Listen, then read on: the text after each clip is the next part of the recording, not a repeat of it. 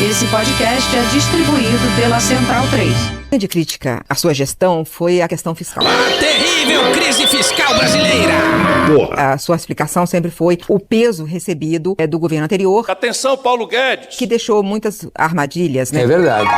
O resultado negativo que o Brasil teve em 2023 se refere tanto a medidas tomadas durante o governo Bolsonaro, primeiro o calote, né, a chamada PEC do calote, que simplesmente adiou para 2026 ou 2027 dívidas constitucionais, ou seja, dívidas que a justiça estabeleceu, que foram privações de direitos dos cidadãos e que, portanto, o Estado deveria cumprir essas obrigações e indenizar as famílias. Quase metade disso aí vai para famílias, ou seja, vai turbinar consumo. E temos também 20 bilhões, quase 21 bilhões de reais que o governo Bolsonaro, em 2022, com pretensões eleitorais, simplesmente privou os estados de poder arrecadar recursos em cima de combustíveis.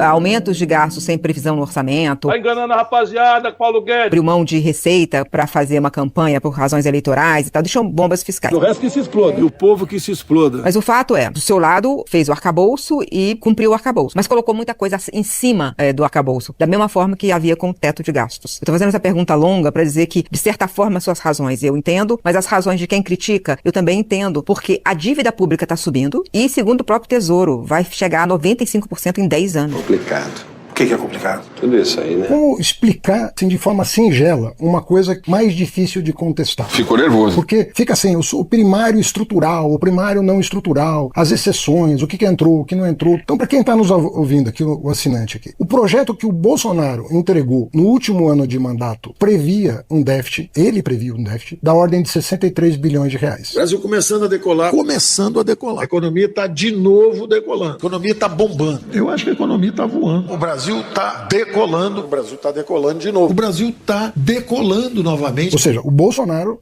mandou para o Congresso, em 2022, um orçamento com 63 bilhões de déficit. E daí? Lamento. Quer que faça o quê? Então, estamos falando aqui de um dado incontestável. Tá? Um documento oficial do governo anterior. Calma, que piora. Só tem dois probleminhas nesse orçamento. E eu vou também ser o mais didático possível. Por favor. Por favor. Que tem a ver com duas emendas constitucionais. Uma emenda constitucional foi aprovada de última hora para voltar a pagar R$600 de Bolsa Família por mês. O Bolsonaro, para tentar reverter os dados de pesquisa, estava pagando R$400 por mês e passou em 1º de agosto de 2022 a pagar 600.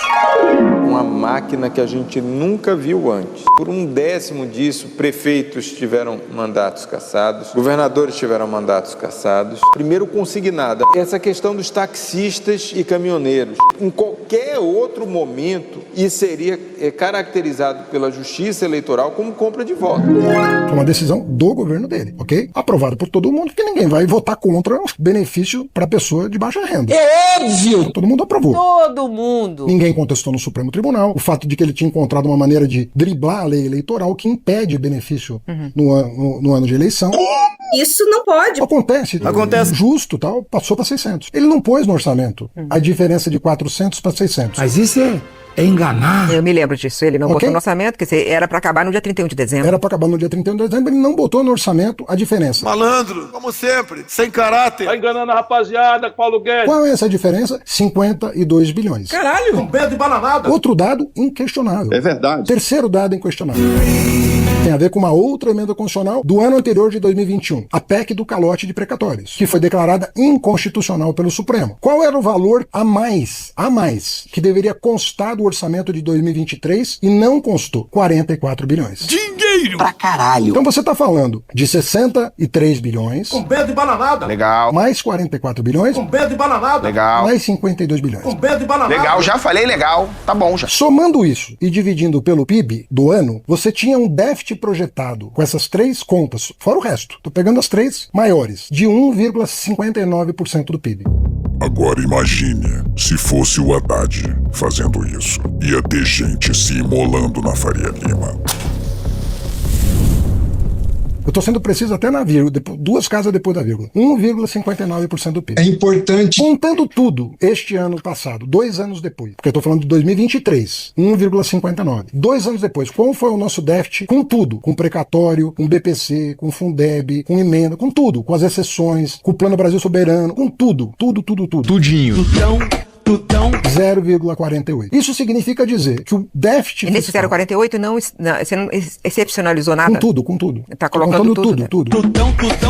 Como o Banco Esse Central... 0,48 não cumpre a meta, né? Cumpre, porque a meta era de 0,25 fora precatório. Eu tô contando os precatórios também. Porque lembra que quando o Supremo tomou a decisão de mandar pagar os precatórios na forma da Constituição, por declarar a PEC do calote inconstitucional, ele excepcionalizou da meta fiscal. Mas eu tô contando precatório. Mas, ministro, fala do... Peraí, mas calma. Só concluindo agora, uma frase. Só um minutinho. De 1,59 para 0,48, o déficit em 2 anos caiu 70%. Julgo relevante. Nós herdamos um déficit de 1,59 e no terceiro ano de governo estamos entregando 0,48 e o governo não acabou ainda. Então nós reduzimos em 2 anos 70% do déficit primário. É verdade. Presta atenção que é importante, pessoal. A dívida está aumentando por conta do juro alto. O Comitê de Política Monetária acaba de anunciar a sua decisão, a manutenção da taxa de juros em 15% ao ano. Presta atenção que isso aqui é importante. Não está aumentando por causa do déficit alto, porque o déficit está menor. Se você pegar os déficits dos governos Temer e Bolsonaro, são déficits na casa de 1,5%, 2% do PIB constantemente. Ousadias. Porra. Caralho.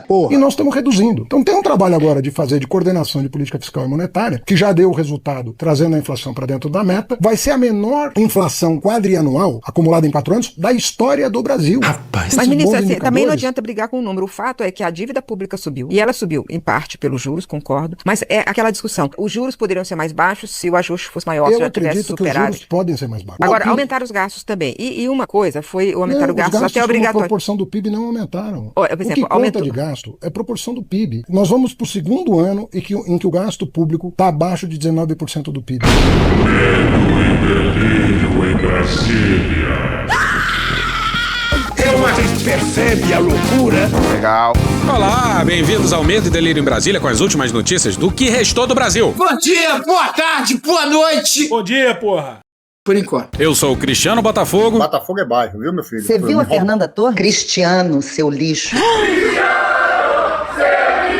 Cristiano, seu lixo. Seu lixo. Seu lixo. Seu lixo. Lixo. Seu lixo. Seu lixo. Calma. E Cristiano. Aquele verme maldito. Cristiano. E aí? E o... Brasília, depressão. Como é que chama, gente, o podcast dos caras? E o Medo e Delírio em Brasília. Medo e Delírio em Brasília. Isso. Beijo pra eles. Medo e delírio, hein? É um programa que, pô, mano, meio duvidoso, né, mano? Porra, seu Medo e Delírio em Brasília, pô. Eu não ouço Medo e Delírio. É escrito por Pedro Daltro. Um abraço, Daltro. Meu queridíssimo Pedro Daltro. Um beijo pro Pedro Daltro. Pedro Daltro. Pedro Daltro.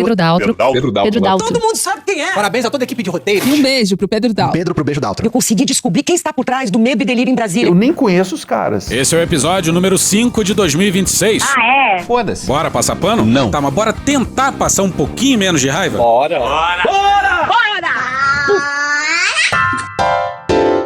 A derrocada dos Bolsonaro. Tamo de volta, senhoras e senhores, e vamos continuar falando de algumas coisas que aconteceram em dezembro durante as nossas férias. Ai, que delícia.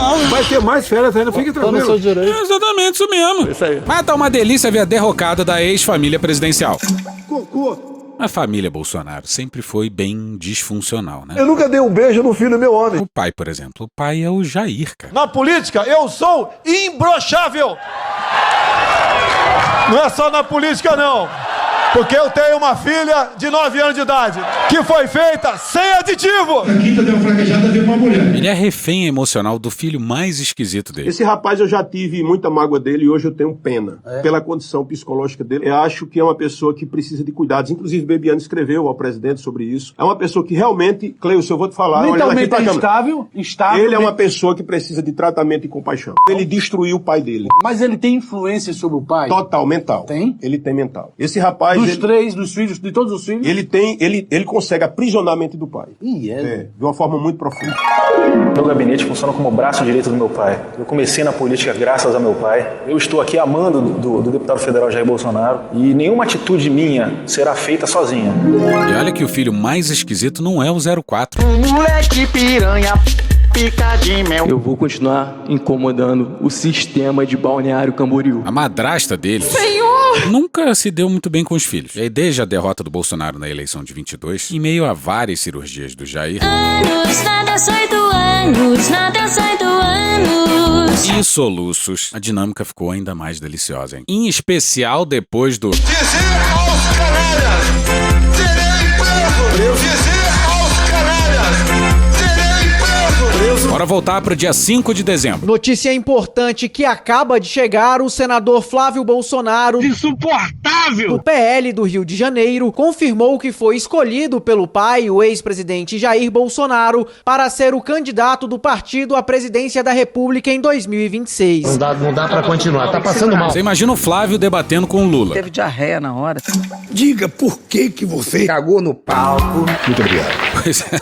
No debate pra Prefeitura do Rio, o Flávio se cagou. É questão do cocô. A Jandira Fegali acudiu o rapaz na hora. Tentou, né? E eu segurei, pedi pra interromper o debate, fui atendê-lo, mas o pai dele disse que comunista não tocava no filho dele. Ah, morre, diabo! Imagina, o Flávio é o chefe do Queiroz. Eu sou um cara de negócios. Eu faço dinheiro, eu faço. O Queiroz foi colocado no gabinete do Flávio pelo Jair. O Queiroz era amigo do Jair há décadas. O presidente ainda contou que emprestou dinheiro a Queiroz mais de uma vez e disse que sabia que o ex-assessor vendia carros e fazia rolos. O Queiroz, que passou uma longa estadia num sítio em Atibaia. Tá aí, ó, o vagabundo do Queiroz sendo preso em Atibaia, na casa do advogado do Flávio Bolsonaro. Da família inteira. E que advogado esquisito. Tenho sido vítima de fake news, infelizmente. O advogado Frederico Assef afirmou hoje ao SBT Brasil que abrigou Fabrício Queiroz por razões humanitárias. Ah, bate a merda, cara. Os Bolsonaro dizem que não sabiam de nada, mas o Assef continuou trabalhando com a família depois disso. De forma discreta. Porra, honestamente, estamos falando do filho do Bolsonaro mais centrão, mais pilantra. É Flávio Bolsonaro!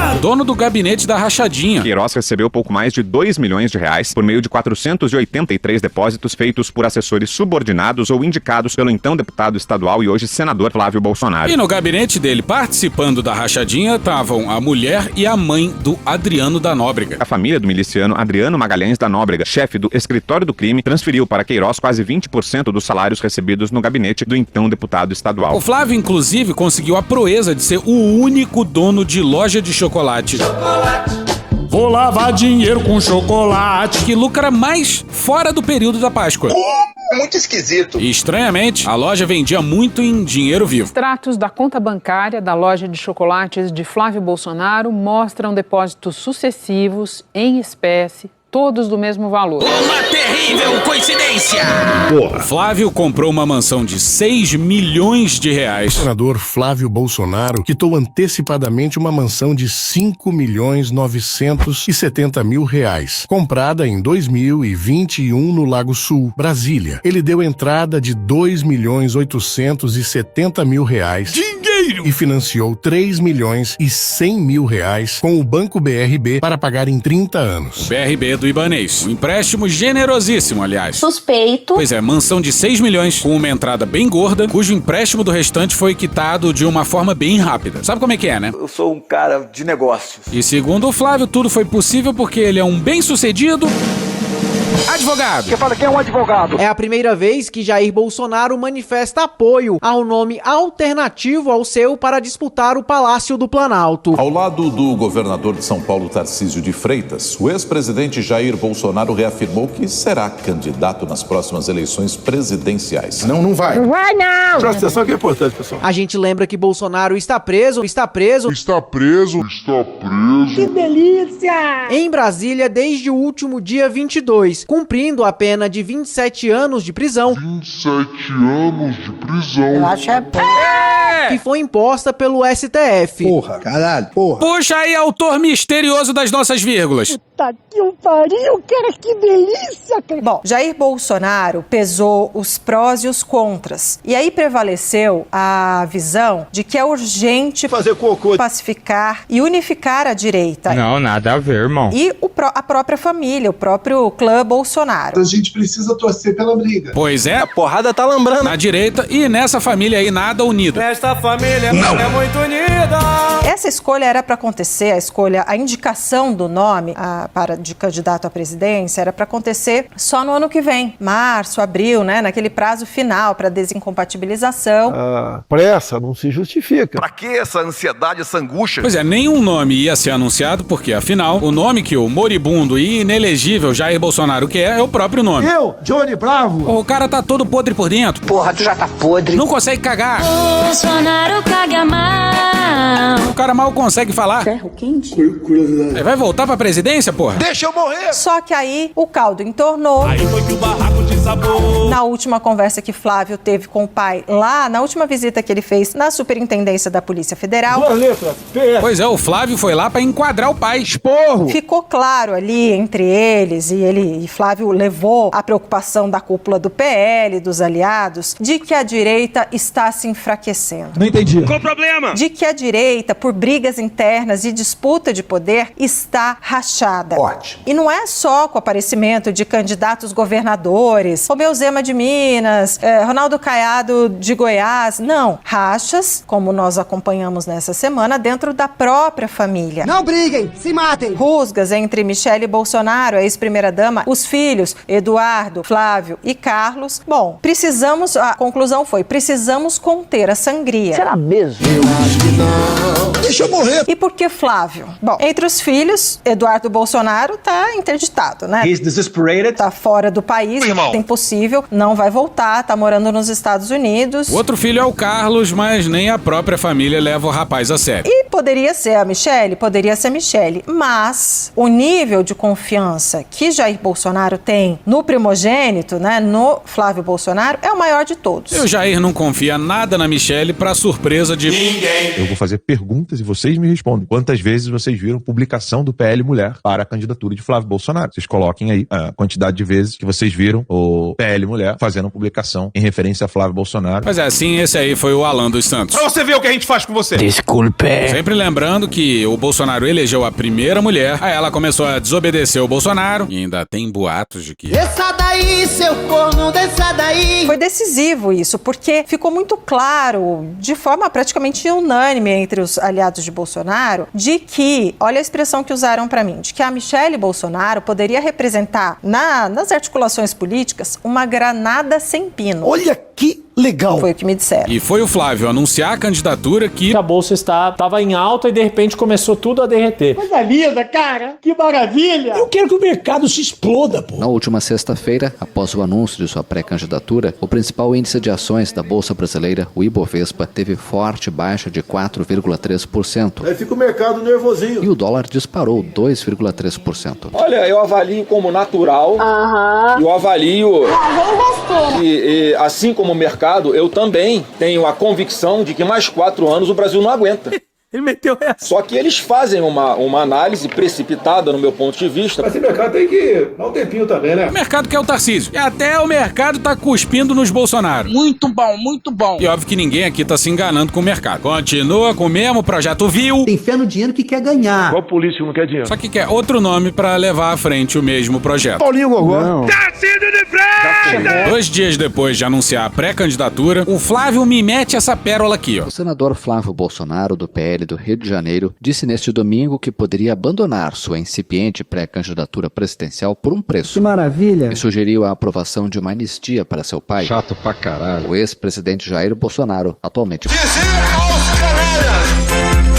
preso. Olha, tem uma possibilidade de eu não ir até o fim. Eu tenho preço pra isso. Eu vou negociar. Eu tenho preço pra não ir até o fim. Só que eu só vou falar pra vocês amanhã. Todo mundo sabe. Eu espero que a gente paute essa semana a anistia. Eu espero que os presidentes da Câmara e do Senado cumpram aquilo que eles prometeram pra nós quando eram candidatos ainda, de que pautariam a anistia e deixar o pau cantar no voto. Deixar o pau cantar no voto. Tendo plenário, que é o que a gente sempre quis. O Flávio deixou claro que a candidatura, pra surpresa de ninguém, era só mais uma tentativa desesperada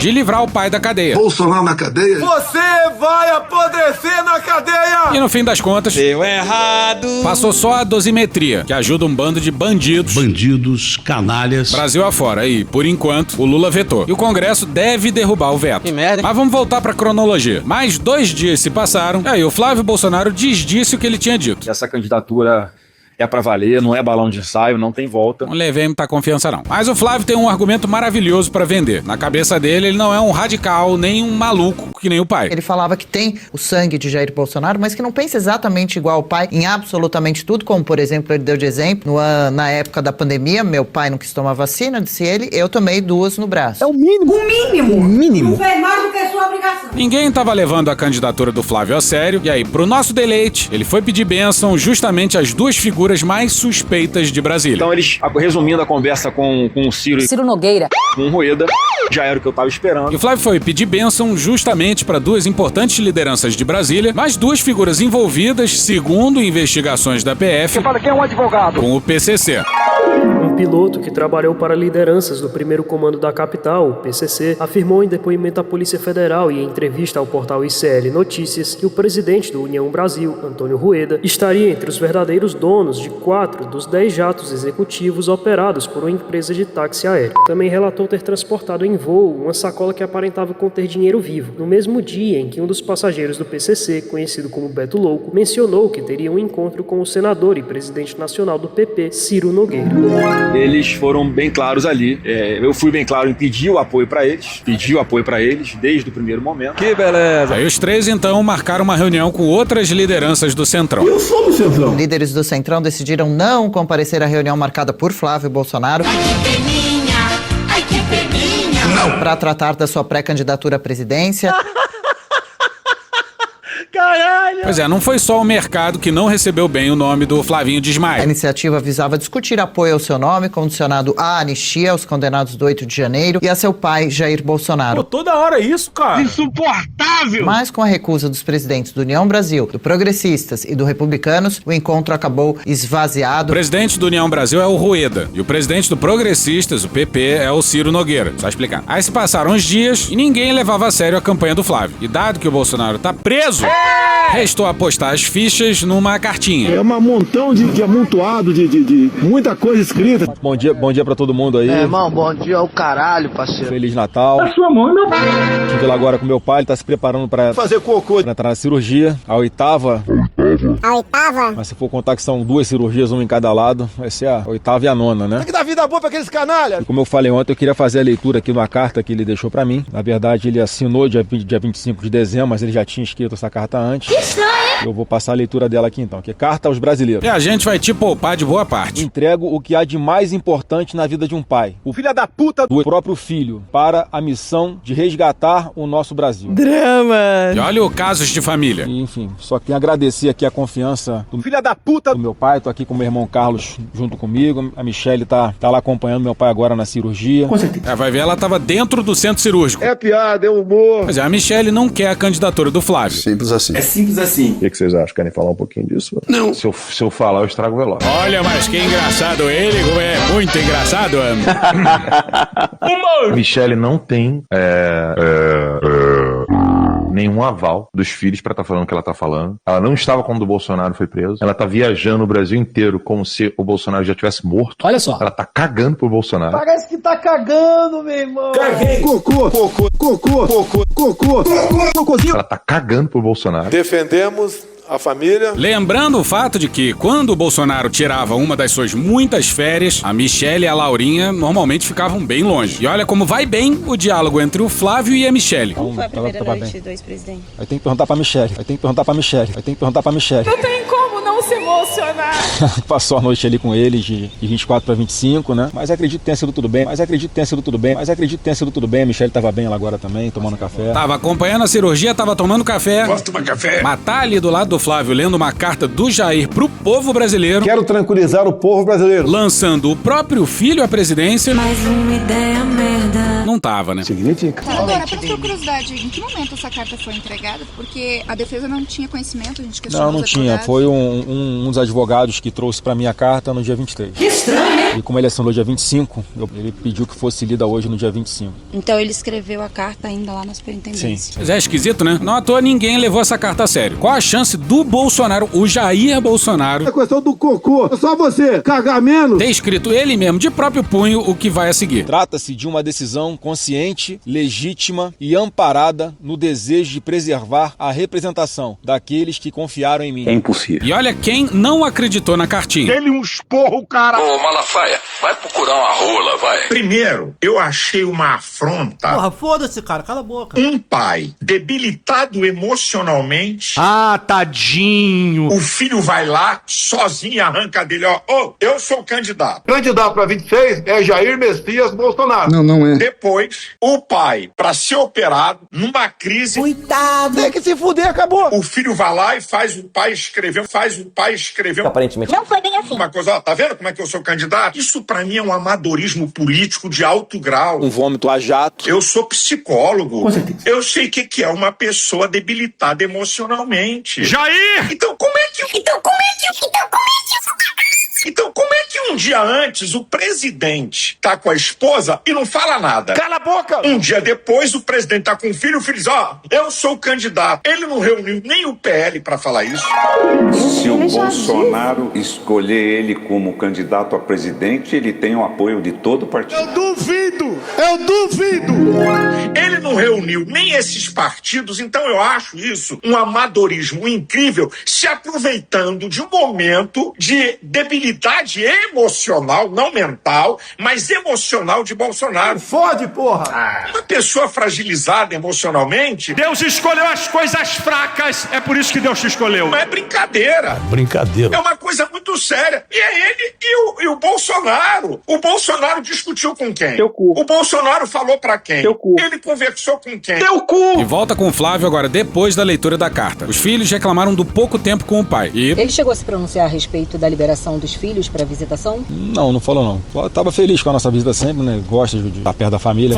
Aí agora já pula pra janeiro desse ano já miserável. Desgraça! Que o governador Tarcísio de Freitas, Eu não tô nem aí. e a ex-primeira-dama Michele Bolsonaro, É o senhor! tem tentado viabilizar a prisão domiciliar de Jair Bolsonaro junto ao Supremo Tribunal Federal. O que é importante ressaltar que é um trabalho bem discreto e bem na moita, agora que a Michele deu uma revelada maior, mas porque o bolsonarismo, ele cresceu se contrapondo ao STF. Então, quando você vai fazendo um diálogo com o STF, fica muito difícil para uma parte da militância entender. Direita radical. Pois é, a tal... Revelada maior. No caso, é uma dobradinha entre a Michele e o Tarcísio nas redes sociais. A que ponto chegamos no Brasil aqui? Ela compartilhou um post da esposa do Tarcísio dizendo que o Brasil precisa de um CEO como o Tarcísio. Claro. Só a esposa do Tarcísio, o Tarcísio está em campanha. A Michele colocou o mesmo vídeo, curtiu o comentário da esposa do Tarcísio e não colocou nenhum vídeo do Carlos Bolsonaro falando da gravidade da situação do pai. Aí a conclusão é com vocês, não é minha mais não, porque quando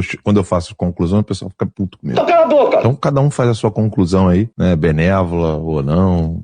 Eu deixo com vocês aí. Tô se vitimizando. Mas é fato, ela colocou esse vídeo no story, a Michele. Filme pornô? Não colocou o que o Carlos Bolsonaro tá tentando gritar aos 4 ventos pro mundo inteiro pra avisar que o pai tá sofrendo.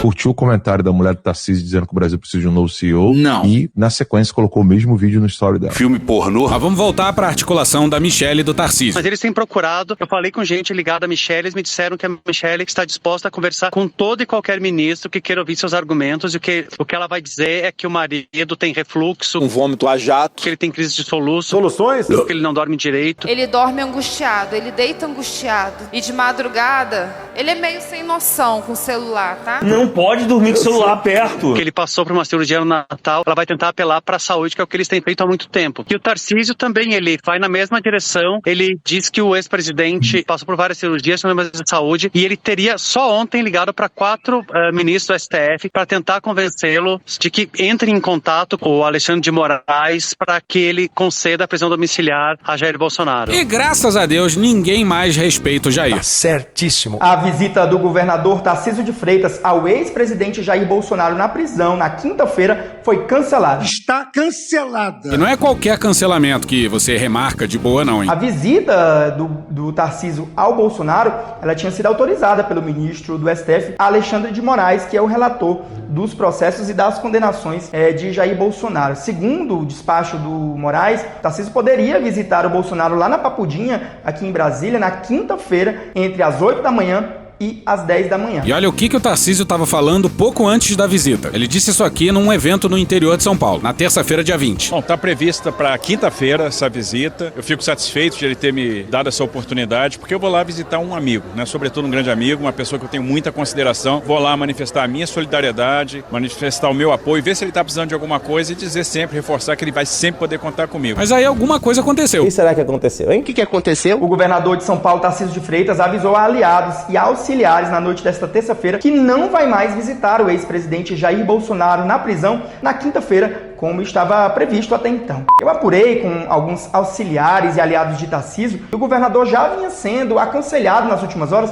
a não fazer essa visita a Bolsonaro agora. Tarcísio, é insuportável. A avaliação, sobretudo daqueles auxiliares de Tarcísio que ainda sonham com uma candidatura presidencial dele, é de que seria insuportável, ruim para ele ouvir agora diretamente da boca do ex-presidente Jair Bolsonaro, merda, Bolsonaro fala merda, de que o escolhido dele para disputar a presidência da República esse ano será Paulinho Gogó. É o Paulinho Gogó. O senador Flávio Bolsonaro.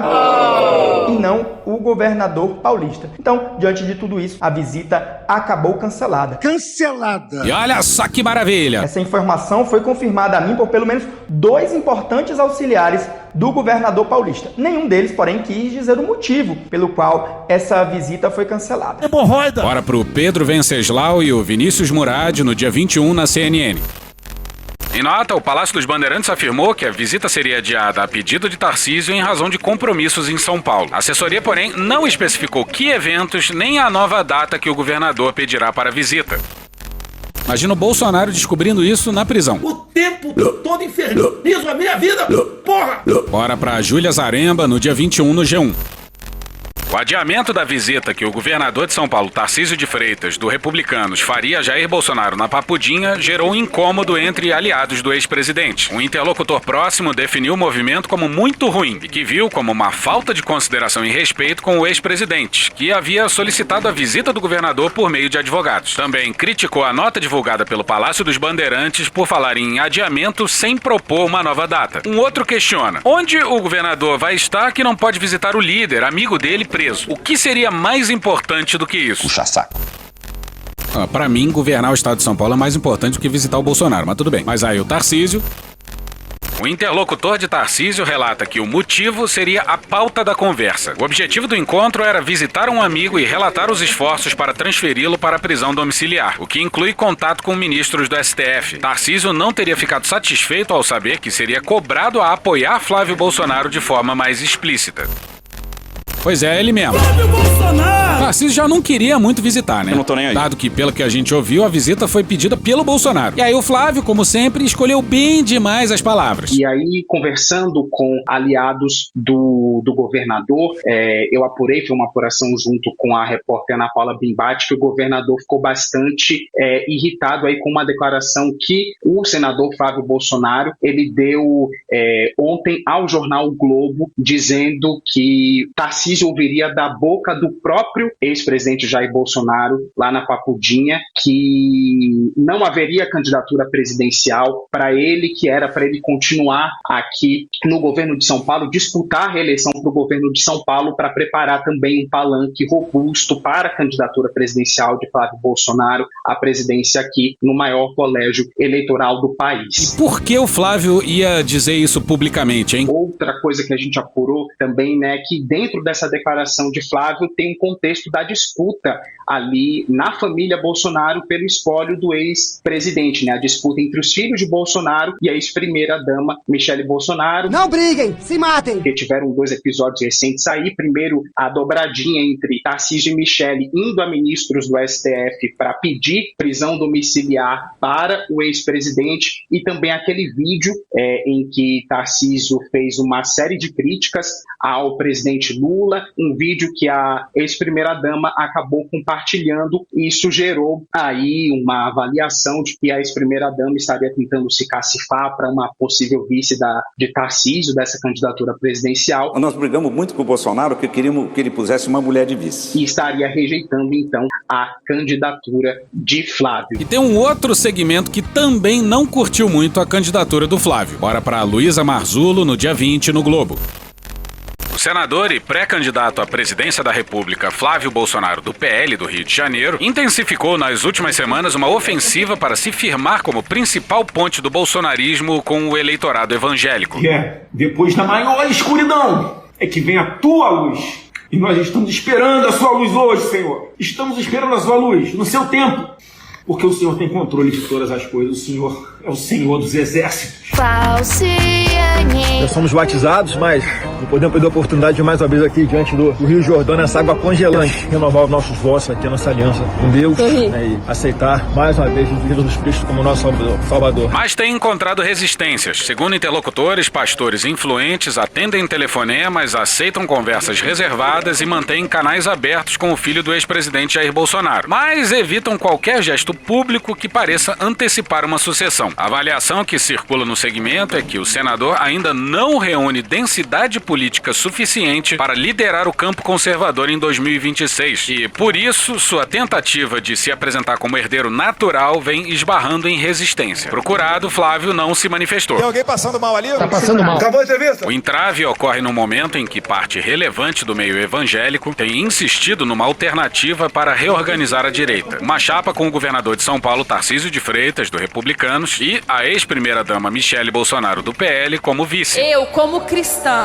Nos bastidores, a combinação é descrita como eleitoralmente mais competitiva e com maior capacidade de mobilizar diferentes nichos, que tem funcionado na prática como freio adicional ao avanço do projeto de Flávio. A defesa da dupla ganhou tração no segmento após a articulação de Michele e de Tarcísio no Supremo Tribunal Federal em torno do pedido de prisão domiciliar de Bolsonaro, movimento lido por lideranças religiosas como gesto de proteção e de construção de uma saída politicamente sustentável para o grupo. E aí, segundo a matéria, os pastores apontam que a ida do Bolsonaro para Papudinha tem a ver com as articulações de Michele e Tarcísio. Como vocês devem saber, as instalações na Papudinha são melhores do que na superintendência da PF.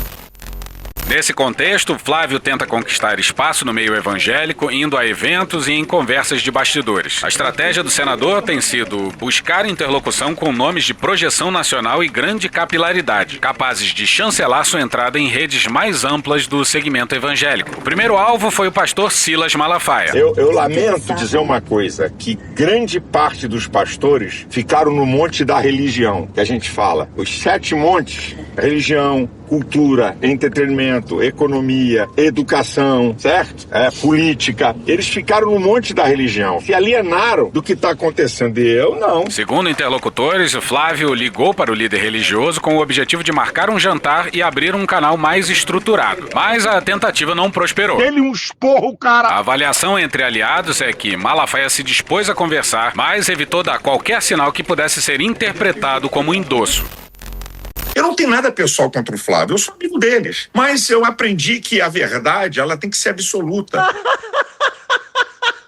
Caralho! Eu não vejo o Flávio com musculatura pra derrotar Lula. Batata doce e frango, lógico. E olha como o Flávio tá fudido. Eu não vi uma resposta de Lula. Eu não vi ninguém do PT falar nada contra ele. Essa turma é muito estratégica. Eles estão esperando, desculpa aqui a expressão, é o Avera. Isso é, vem pro Avera. E o Lula disse uma piada agora 2 ou 3 dias, dizendo assim: Flávio, eu espero que você não desista. É o candidato ideal que eles querem. Será que sou eu, camisa 10 do Lula? É o camisa 10 da Gávea. Vou encerrar aqui essa minha palavra dizendo uma coisa pra vocês. A candidatura do Flávio não empolgou a direita. Pare pra pensar. Quem da direita, essa grande massa de gente e de partidos políticos de centro-direita, quem é que empolgado? Não, é isso aí, vamos lá, Flávio. Quem? Assim, tá bom. Pra não se queimarem, e eu conheço essa turma toda, pra ninguém ficar queimado, eu como não sou político,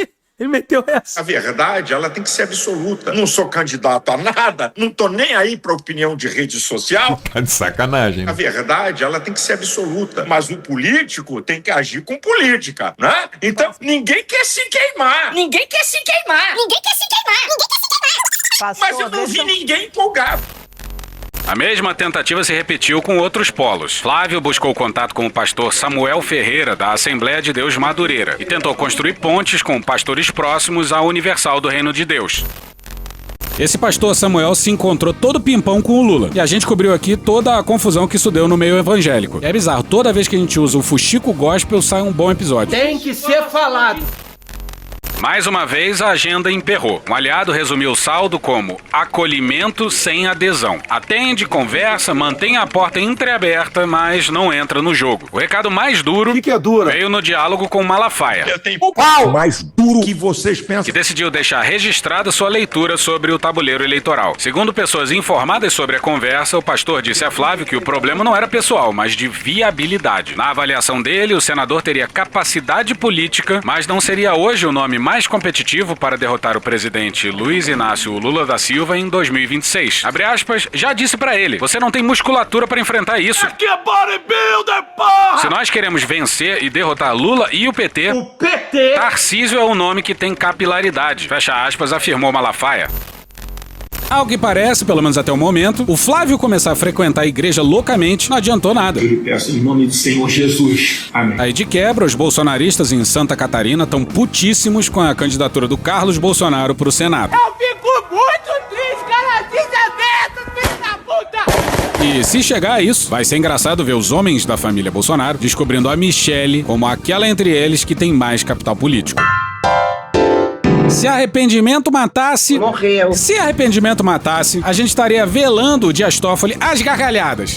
Ele morreu! Caiu e morreu. Caralho! Graças às estripulias dele com o caso Master, descobriu-se que a família dele tem um resort. Quer dizer, o papo era que o resort eram de 2 irmãos do Toffoli. Bora com o Lucas Marquezine, o José Marques e a Adriana Fernandes no dia 15 na Folha. Durante 4 anos, entre 2021 e 2025, como mostrou a Folha, os irmãos de Toffoli, José Eugênio Toffoli e José Carlos Toffoli, dividiram o controle do Taiaiá com o fundo de investimentos Arlin, que faz parte da intricada rede montada pelo ex-banqueiro Daniel Vorcaro do Master. Durante 4 anos, a família Toffoli foi sócia do Master nesse resort. E aí entra em cena um advogado da JBS.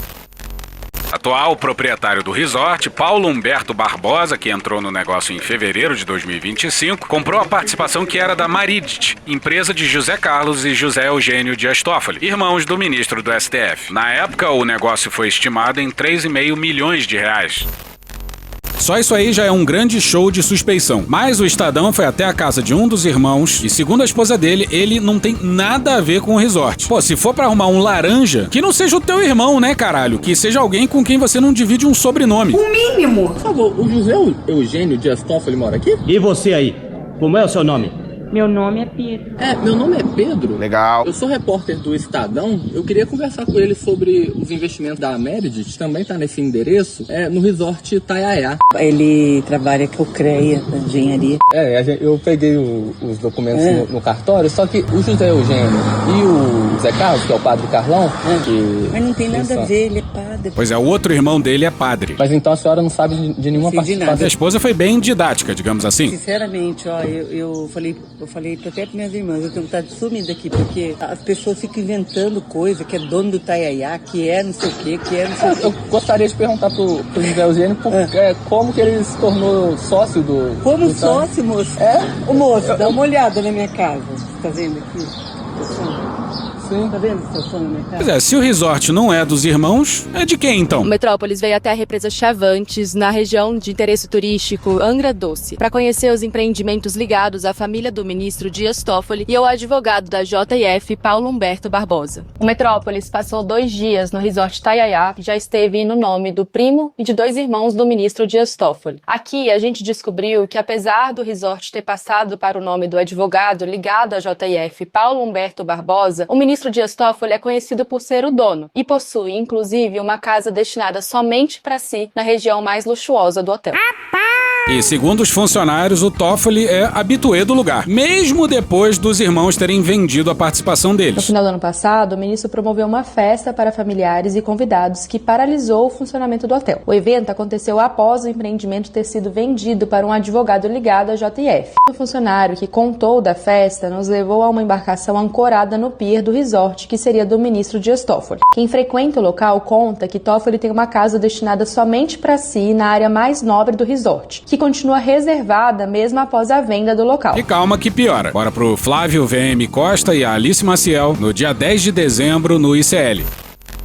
Dias Toffoli, ministro do Supremo Tribunal Federal, viajou em um jatinho associado a Roberto Augusto Leme da Silva, o Beto Louco. Bem louco. Acusado pela Polícia Federal e pelo Ministério Público de São Paulo de comandar um esquema de lavagem de dinheiro que beneficia o PCC, Beto Louco está foragido da Justiça desde agosto, quando foi deflagrada a Operação Carbono Oculto. O ministro do STF viajou 2 vezes no mesmo dia no jato de prefixo PR-SMG, de acordo com o relato do piloto Mauro Capucci Matozinho ao ICL Notícias. A aeronave é operada pela Táxi Aéreo Piracicaba, empresa ligada ao Rueda, que seria dono de aeronaves. E o Ciro Nogueira adorava voar nessas aeronaves aí. Inclusive o piloto já caguetou ele. O piloto é esse tal Matozinho aí, que em entrevista ao ICL caguetou o Ciro Nogueira e o Rueda.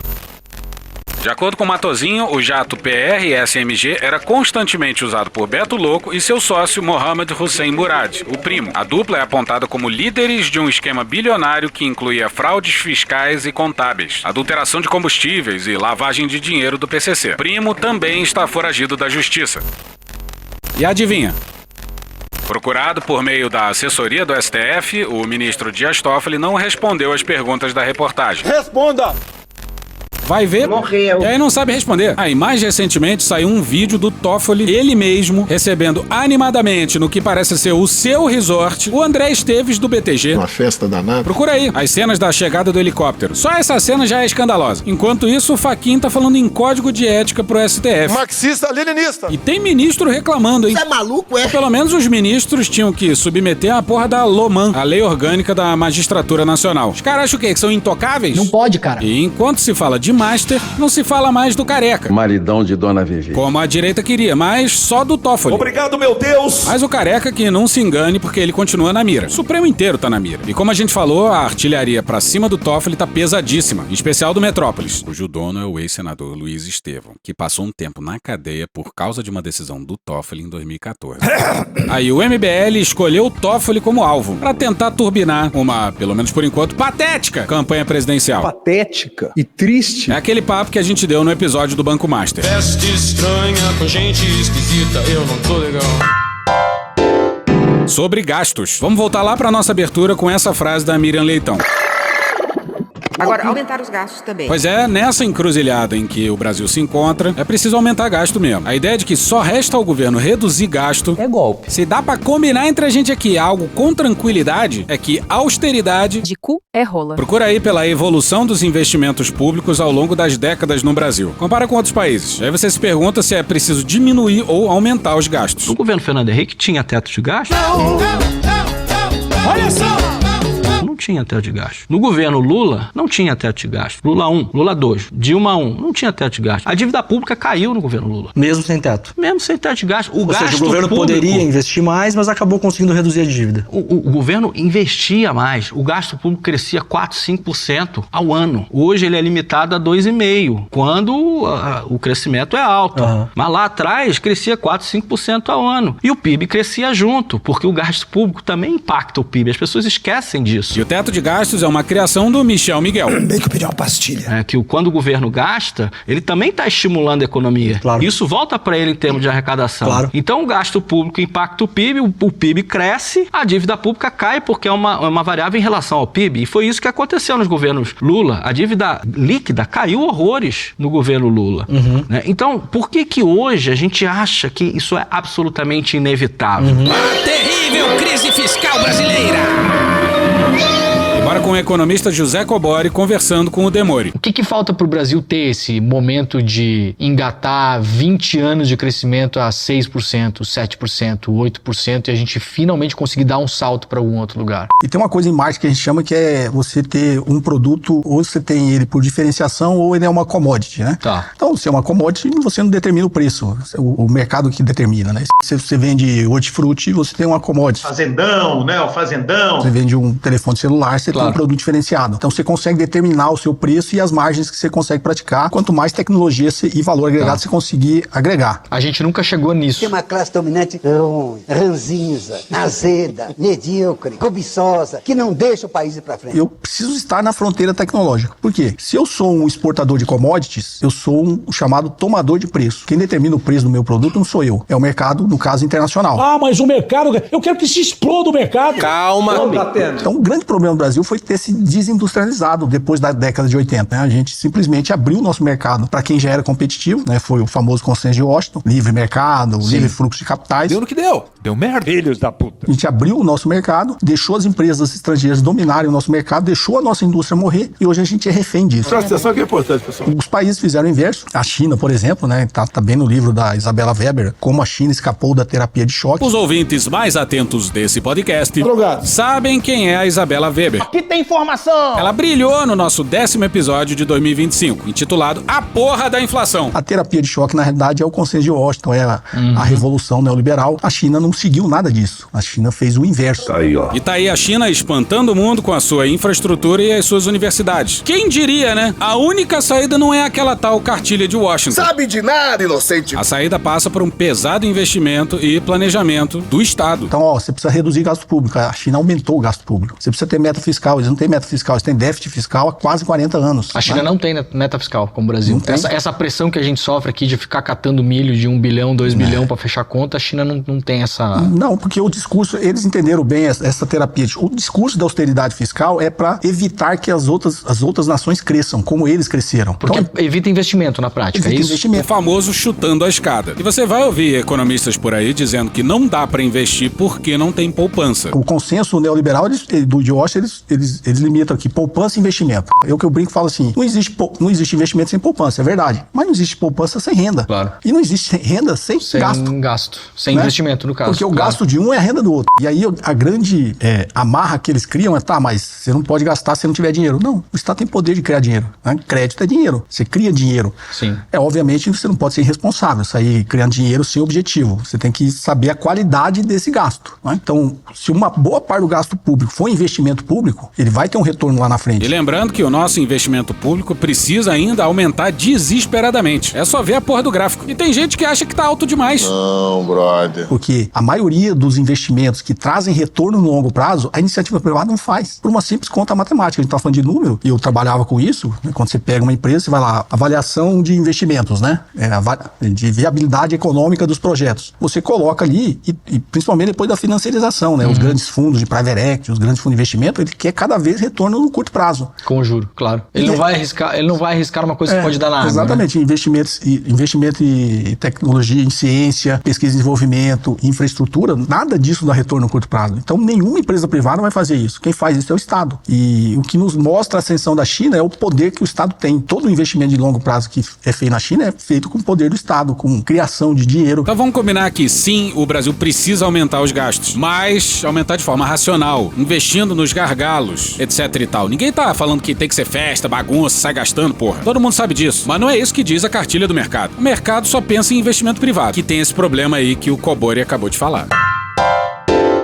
Ainda sobre dezembro, a gente ficou devendo na semana passada falar sobre o voyeurismo do Moro. Tarado! Um voyeurismo absolutamente ilegal, é bom que se diga. O tal do Tacla Duran, o advogado que há anos denuncia o Moro, dizia, entre outras coisas, que o Moro tinha vídeos comprometedores dos juízes do TRF4. Filme pornô? E agora a gente sabe que é tudo verdade, porque o material ainda estava na 13ª Vara de Curitiba. Que beleza! E foi o Toffoli que autorizou a operação para recolher documentos da Lava Jato.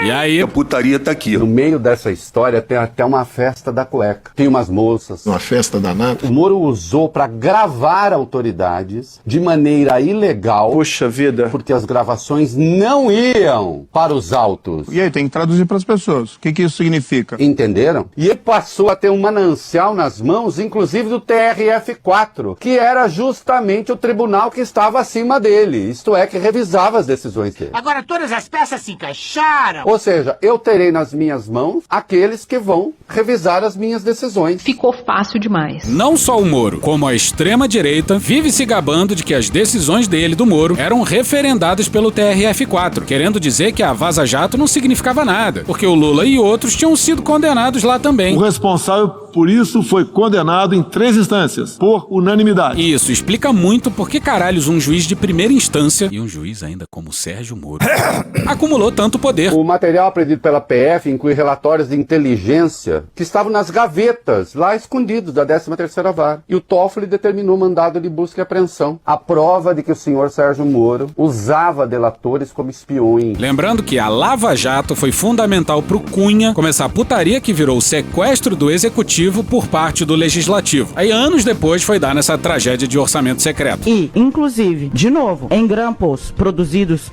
por um outro delator, um advogado chamado Sérgio Costa, escuta gravação em câmera colocada em gravata. Eles dizem, tenho medo de ter sido gravado, tô com medo de que isso vaze. Perdi a linha. E contei pra minha mulher que eu tava numa festa. As gravações têm teor íntimo. Filme pornô? Sexo. Não parte só de um desembargador. São vários. E esses desembargadores, segundo entende hoje, ou acusam esses delatores hoje no Supremo, foram pressionados a abraçar a agenda de Moro enquanto juiz por conta da existência dessas gravações. E aí o Moro, ele deu a resposta que ele adora dar. Quando, que aliás desde quando ele era juiz. Quando ele não tem saída, porque ele diz, tudo requentado, não, a prova tá aí. Quando ele não tem saída, a saída dele é acusar o Lula. E o PT, hein? O que ele faz? Ele acusou o Lula. E o Lula? E de resto, deixa eu dizer uma coisa, isso já prescreveu? Não. Primeiro que 2018, Tony Garcia repetiu 2005. 2, que esses documentos estavam lá, não foram tornados públicos e isso caracteriza crime continuado. Quando menos de abuso de autoridade. Tem que ser processado, condenado e cassado. Porra, se isso aí não for suficiente pra caçar o Moro, e é isso, semana que vem tamo de volta. Tchau pra vocês. Vem, pianinho.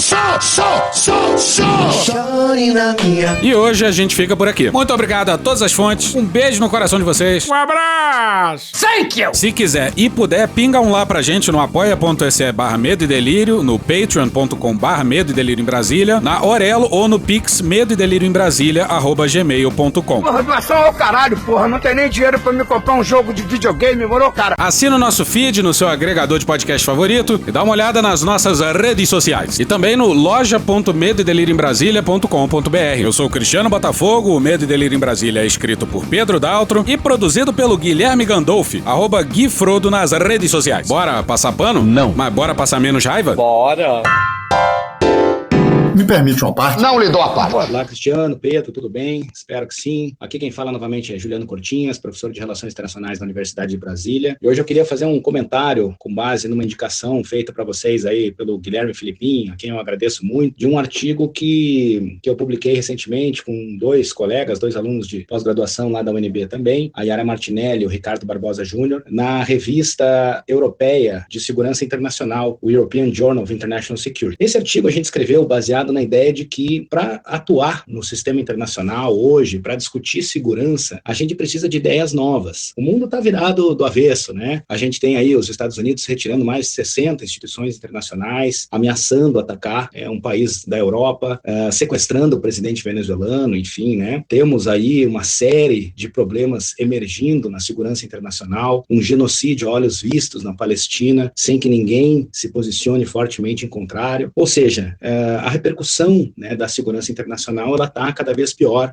Uma rivalidade emergindo entre China e Estados Unidos. São vários os problemas em vários níveis, desde o nível das grandes potências até problemas de insegurança que são sentidos no nosso dia a dia, né? Aqui no Brasil, o número de homicídios, enfim, é gigantesco. E eu estou dizendo tudo isso porque a teoria de relações internacionais, né, que se disse funcional por muito tempo, enfim, focando nos países, é uma teoria que não conseguiu trazer mais paz à vida social, à vida humana. Então, é preciso que surjam novos conceitos, surjam novas ideias que permitam que nós tenhamos uma melhor convivência entre os indivíduos, entre os países do mundo, enfim, né? E a nossa ideia foi buscar no conhecimento indígena da América do Sul algumas dessas ideias que possam embasar um pensamento mais cooperativo na humanidade, né? E aí a gente criou esse artigo que se chama We Instead of Me, nós ao invés de eu, né? How Buen Vivir Indigenous Cosmo Practices Allow Us to Conceive Security Differently and Face Insecurities Together. Ou seja, nas cosmopraxis indígenas do Buen Vivir, que é uma ideia bastante complexa, surgida, né, no contexto das comunidades indígenas sul-americanas, em várias delas há ideias muito semelhantes que a gente trabalha no texto, há a noção de que a vida humana depende de um grau de cooperação muito grande dos seres vivos, não só dos humanos, mas toda a natureza, enfim, e de todas as formas de existência, né? Ou seja, se nós não estivermos em bom convívio, em harmonia com todas as formas de existência existência no nosso planeta, o nosso nível de segurança não será o ideal, estará distante desse ideal, né? Então, é claro que isso pode parecer, em princípio, uma ideologia, né, um sonho, enfim, né? Mas a ideia aqui é justamente que a gente precisa construir a nossa existência, construir os nossos diálogos, construir a nossa realidade a partir de conceitos ideais. Porque se a gente estiver buscando uma forma de existir, né? A gente falou do realismo, alguns episódios aí, o Cristiano falou sobre isso, enfim, que baseia a ideia de paz, de segurança na não guerra, isso é insuficiente. Não basta que as pessoas não tenham a guerra, elas precisam estar emancipadas de qualquer risco, de qualquer problema que coloque a sua existência em desarmonia. Então, a ideia de buscar, né, um valor mais ideal, mais cooperativo, mais coletivo, que enfatize o I ao invés, né, do mi, ao invés de um projeto idealista, liberal, que é o que está na base do capitalismo, enfim, que é o que está na base de toda a vida, né, principalmente difundida pelas grandes potências, tanto os Estados Unidos quanto a Europa, enfim, se a gente não buscar alternativas, a tendência é que a gente continue fracassando. Então, a ideia é a gente buscar formas mais harmônicas de convivência, o que eu acho que é a nossa única solução diante de crises ambientais que a gente vive, diante de todos os problemas de insegurança que eu citei no início desse áudio. Precisamos de uma alternativa, e essa alternativa tem que estar baseada em ideias que não refletem, né, o consumo extremado, que não refletem aquele convívio competitivo com o qual muitos estamos habituados, né? Então fica aí a dica de leitura, quem quiser acessar pode procurar pelo meu Twitter, @jcortinhas, ou é só colocar no Google lá, Win Instead of Me, Cortinhas, Barbosa, que vocês vão chegar no artigo. Tá bem interessante, enfim, tá sendo bem recomendado, bem citado. A ideia é a gente procurar aí novas alternativas, porque senão temos pela nossa própria existência no planeta, né? Enfim, momento muito difícil, muito grave, que quadra miserável da história, né? Abração pra vocês. Acabou? Não. Olá, tapetopeiros do meu Brasil. Gostaria de mandar um beijo para o Pedro Daltro e Cristiano, seu lindo, porque lixo é somente essa política paranaense. Muito provavelmente você já deve ter visto vídeos de pessoas fazendo tapeçarias utilizando uma maquininha. O nome dessa técnica é tufting e eu sou o Tom Gobato e acabei de inaugurar uma loja especializada em tufting em Curitiba. A Tapetopia Tapetes já está há 1 ano nas trincheiras com Medo e Delírio em Brasília produzindo os tapetes. Anistia ao caralho e que bom do bom. Então agora, além de você poder encomendar os seus tapetes comigo, você também pode visitar a loja que fica na rua Senador Xavier da Silva, 427, no Centro Cívico de Curitiba, e vir com seus amigos produzir os seus próprios tapetes em nossas oficinas. Não perca tempo, porque a nossa agenda de janeiro já está lotada, mas a de fevereiro ainda temos oportunidades. Muito obrigado, Cristiano, muito obrigado, Pedro, e empreender no Brasil é resistência. Então vamos ocupar esse chão e essas paredes com lindas tapeçarias produzidas pela Tapetopia Tapetes. Um grande abraço! E se você chegar em nossa loja e dizer a frase Sérgio Moro tem boquinha de CD, você ganha desconto na hora. Não perca tempo, venha me conhecer. Um grande abraço. Acabou? Não. Acabou sim. Acabou? Acabou. Acabou. Porra, acabou! Beijinho, sigamos com muito amor e poesia. Ouve a voz do seu períneo. A boca é um ânus da face. Varanda do pum. Lexotan não se toma na veia. Essa porra é maconha? Quando você é jovem, qualquer pessoa que tem um baseado vira seu amigo. O Bolsonaro sendo atropelado. Tô de acordo. Fazer as pessoas passarem fome. É isso. Cenoura. Cenoura. Mais ou menos isso. Que porra é essa aqui? É maconha essa porra? Quem fuma 200 baseados? Muita gente. Mas muita gente. Conversa de bêbado. Nem todo artista é maconheiro, mas todo maconheiro é um artista. Algum delírio. Presunto Parma, vamos lembrar, não é qualquer presunto. Não é proibido no Brasil transar. Antigamente as pessoas ainda coçavam a virilha, hoje nem isso coça mais. Pegue sua Toyota, empurre dentro do seu cu. Um Opalão, um Chevette, um Gol Bolinha. Vai deixar eles mijarem em cima de você. Lixo. Arrombado. Vai entrar o grosso. O grosso chegou! Ai, que dor no meu pau. Eu sou especialista em pau. É a piroca. Ela é bastante extensa. Veja a gramatura. Você não sabe como eu ficava feliz quando eu vi um trabalhador mostrar uma pica. Também entra. Cadê os machos? Eles têm um pênis. Pistolão bonito, né? Há controvérsias. Contém ovos. Não esqueça de lavar os testículos, a virilha e o ânus. 95% da população mundial faz errado a limpeza do ânus. Os galináceos têm pênis. Tem graça esse final? Não, né? Desculpe. Espera um pouco, querido. Espera só um minuto. Só um minutinho. Estamos esperando aí. Calma, relaxa. Pronto, tá bom. Era isso? Acorda, vagabundo! Acorda! Acorda! Obrigado, minha gente! Deus proteja a todos! Sejam felizes! Um abraço! Carta ao ouvinte. Caro ouvinte, se essa merda aqui existe, a culpa é sua. É você, com a sua tolerância auditiva e o apoio que você deu, através dos tempos, nas plataformas de apoiamento e, mais recentemente, metendo-lhe um pix recorrente no medo e delírio em Brasília@gmail.com, que permite que essa desgraça aqui continue funcionando. Então, por todo esse tempo de dedicação e paciência, nós agradecemos. Muito obrigado, ouvinte. Tu é foda pra caralho.